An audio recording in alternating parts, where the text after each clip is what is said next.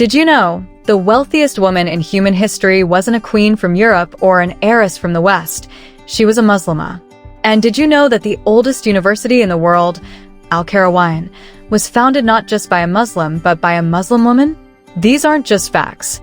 They're forgotten proofs that Muslims didn't just survive, we thrived. We were scholars and merchants, visionaries and financiers. In part 1, we discovered what Islam really says about rizq, how it flows from Allah, how it's written, and how it's not always what we think it is. But today, we take it even deeper. If you haven't watched part 1, do check it out. Link is in the description below.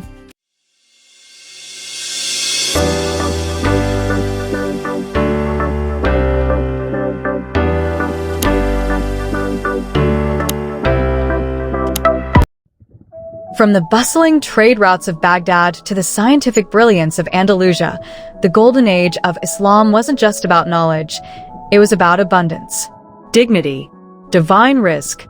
So how did we go from that to this? Somewhere along the way, we began to think that wealth and piety couldn't walk together, that being spiritual meant being poor.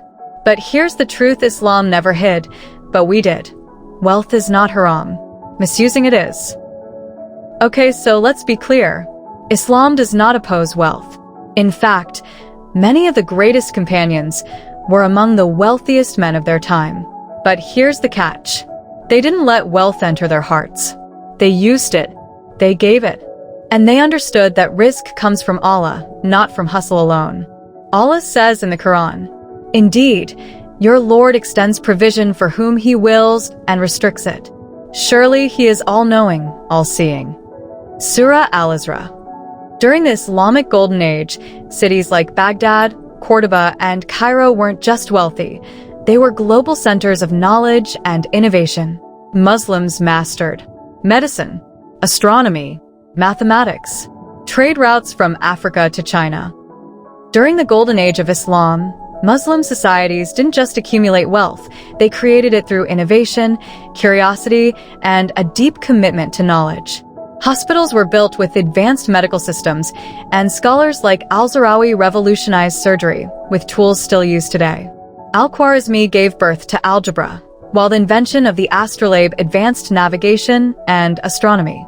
Libraries like the House of Wisdom in Baghdad held hundreds of thousands of books when Europe was still in the Dark Ages.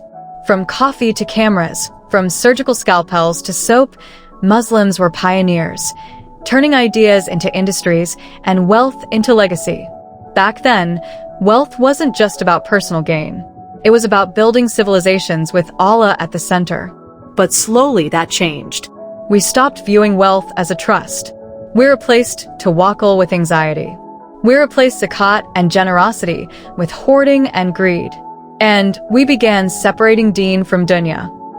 We adopted Western models of success without question. We chased status, lifestyle, and ego, and lost our balance. That's when the Ummah began to fall. Not because of lack of wealth, but because of lack of spiritual clarity about wealth. Rizq is not just salary, not just a number in your bank account. It's every door Allah opens for you, spiritually, emotionally, and materially. True wealth in Islam is halal earnings, a clean heart, a generous hand, and contentment that can't be bought.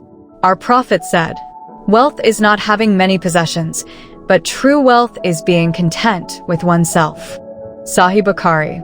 It's time to reconnect with that mindset, to seek rizq, not just with our efforts, but through du'a, taqwa, barakah, and giving.